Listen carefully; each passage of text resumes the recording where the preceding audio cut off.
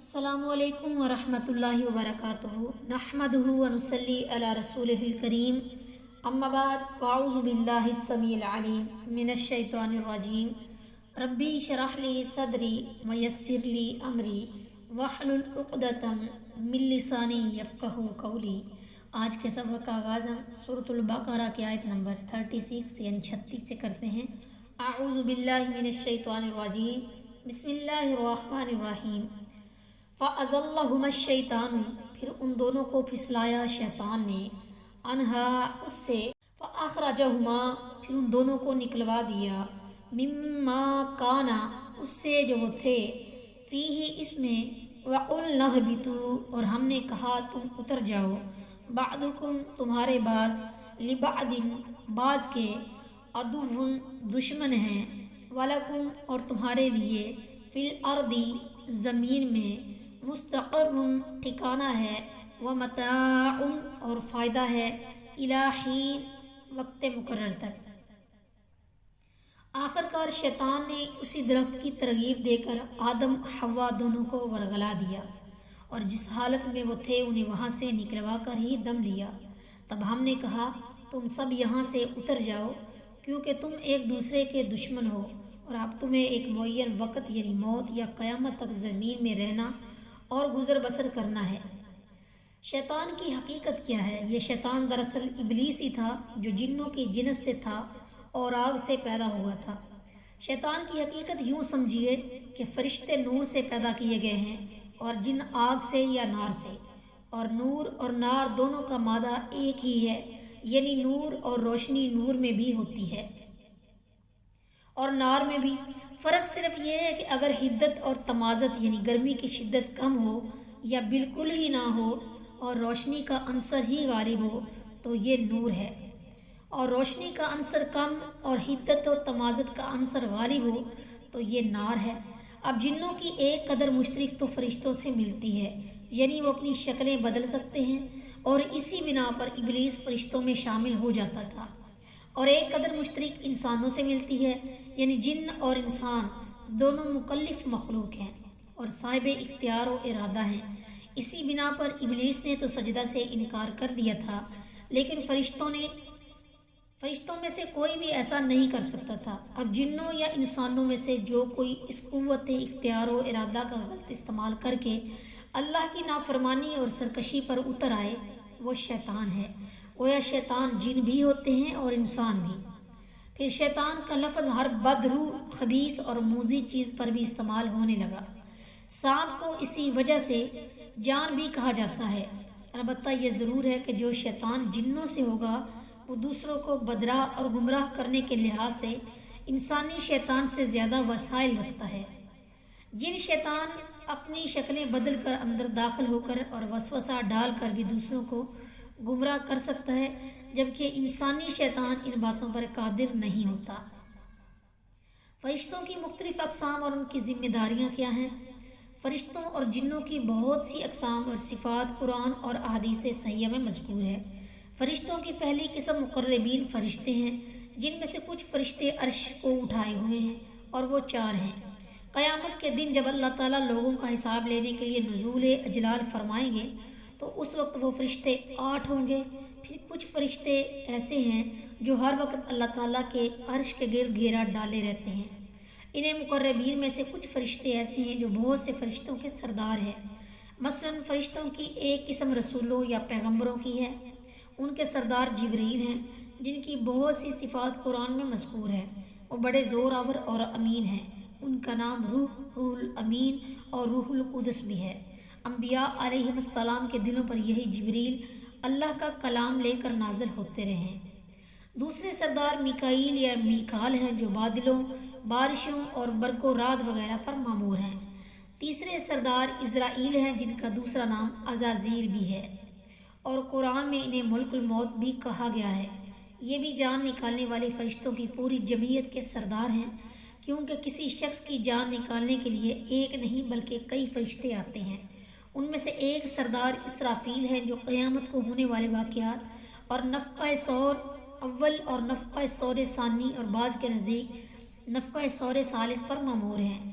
ان سب فرشتوں کو ملا اعلیٰ بھی کہتے ہیں۔ پھر ان کے بعد 7 آسمانوں کے اندر لا تعداد فرشتوں کی جمعیت موجود ہے جو آسمانوں یا کائنات یا اجرام فلکی کے انتظام و انصرام پر مامور ہیں۔ جب اللہ کی طرف سے کوئی حکم نازل ہوتا ہے تو ان میں ایک کھلبلی سی مچ جاتی ہے اور گھبراہٹ اور ہیبت طاری ہو جاتی ہے، اور وہ گھبراہٹ اس وقت تک دور ہوتی ہے جب اللہ کا حکم متعلقہ آسمان تک پہنچ جاتا ہے، اور نیچے والے فرشتے اوپر والوں سے پوچھتے ہیں کہ اللہ کی طرف سے کون سا حکم نازل ہوا تھا۔ انہیں جواب دیا جاتا ہے کہ حکم جو بھی ہے ٹھوس حقائق پر مبنی ہے، پھر وہ اس کی بجا آوری پر مستعد ہو جاتے ہیں۔ پھر کچھ ایسے فرشتے ہیں جو ہر وقت اللہ تعالیٰ کی تسبیح و تحلیل اور تقدیس میں مصروف رہتے ہیں۔ ان کے بعد وہ فرشتے ہیں جو آسمان دنیا کے نیچے اور ہماری زمین کے قریب رہتے ہیں۔ ان میں وہ فرشتے بھی شامل ہیں جو ہر انسان کی حفاظت کے لیے اللہ نے مامور کیے ہیں۔ وہ بھی ہیں جو انسانوں کے اعمال نامے لکھنے والے ہیں۔ وہ بھی ہیں جو اللہ کے بندوں کی بروقت مدد کو پہنچتے ہیں۔ وہ بھی ہیں جو اللہ کی راہ میں چلنے والوں، مثلا جہاد یا طلب علم کی خاطر سفر کرنے کے راستے میں اپنے پر بچھاتے ہیں۔ ایسے فرشتوں کو ملائکہ ارضیہ بھی کہا جاتا ہے۔ پھر کچھ فرشتے جنت کو سجانے اور اس کے انتظام و انصرام میں موصوف ہیں، اور کچھ جہنم پر مامور ہیں۔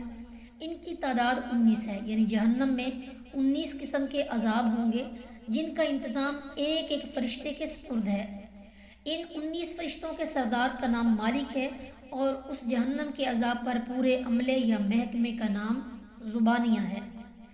صفات کے لحاظ سے فرشتوں کی اقسام کتنی ہیں؟ صفات کے لحاظ سے بھی فرشتوں کی کئی اقسام ہیں۔ کچھ فرشتے 2 پروں والے ہیں، کچھ 3 والے ہیں، کچھ 4 والے ہیں، حتیٰ کہ جبرائیل امین کو جب رسول اللہ صلی اللہ علیہ وسلم نے ان کی اصل شکل میں دیکھا تو ان کے 600 پر تھے۔ اور یہ تو ہم بتا چکے ہیں کہ فرشتوں کی پیدائش نور سے ہوئی ہے جو نہایت لطیف چیز ہے۔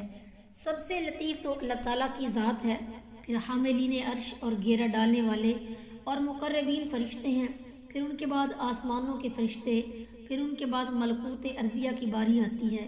گویا نور اور اس کی لطافت کے بھی کئی درجے ہیں۔ ملکوت ارضیہ نسبتاً کم لطیف ہوتے ہیں، تاہم ان سب فرشتوں میں چند صفات مشترک پائی جاتی ہیں۔